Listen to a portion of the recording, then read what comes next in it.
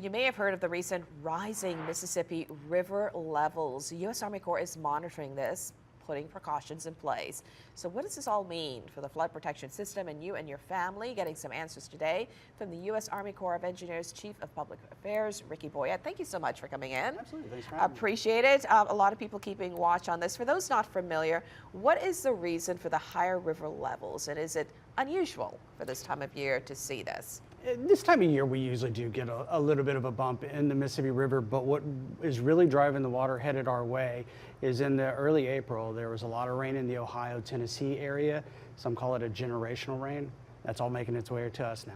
And it's coming down. We do have something that Contra actually put it in place, showing the levels right now. If we can just punch that up, explain to people what this means. So what we look at is we look at the Kelton gauge. That's a gauge here in New Orleans, and we use that for our trigger system.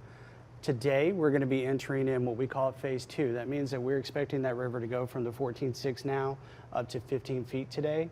And that tells us it's time to get out every day and inspect the levees to make sure we identify something as soon as possible and address it before it becomes a threat. And you know, when people hear that, you know, rising levels of anything, given Katrina, we don't want to hear anything rising. But so what can be impacted along the river inside and outside the protection system when you have a situation like this with the Mississippi River level rising?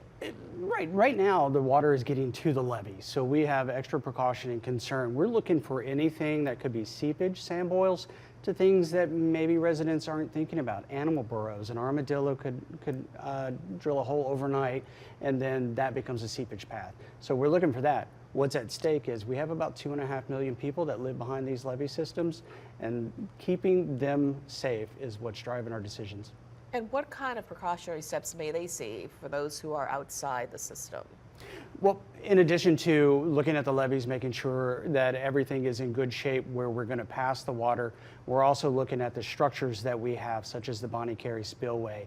The water does look like it's going to reach the potential of operating the structure, so we're keeping an eye on that, making sure that we're testing the structures, getting it ready if we need it. And a lot of people, there are a lot of people that are new to our area that are not familiar with the Bonnie Carey spillway. And we saw this week with what you guys were doing out there. Explain what you're doing and how that helps as river levels rise. Sure. We look at Bonnie Carey as a way to relieve some of the water moving through New Orleans. What happens is we put the maximum amount of water through New Orleans that we want. That's what the levee is designed to do. But when the river continues to rise, we divert water into Lake Pontchartrain, and that creates almost an artificial crest in New Orleans, something that we can manage. How soon do you possibly see something like that happening? Current forecasts indicate that it could be as early as next week. It shifts every day. We are looking at forecast. I will say we don't operate unless we actually have that water in place. So we're measuring every day, and as soon as we know or have a definitive answer, we'll let everyone know. And how long could it possibly stay open?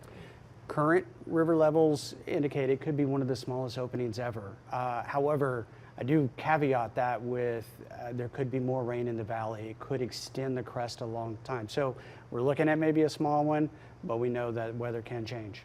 And when people ask, and some do ask, you know, is it strong enough to hold the force of that water coming down nonstop? What do you say to them that are protection, our walls and everything that's there?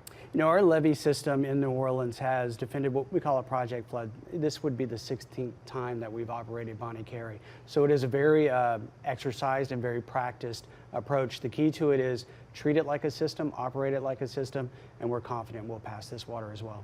Okay, well, thank you for coming in and explaining. Absolutely. It's obviously top of mind, and a lot of people saw you guys out there yesterday, and with the river levels rising, it's important that we educate our folks. Okay, thank you so much. Thank you.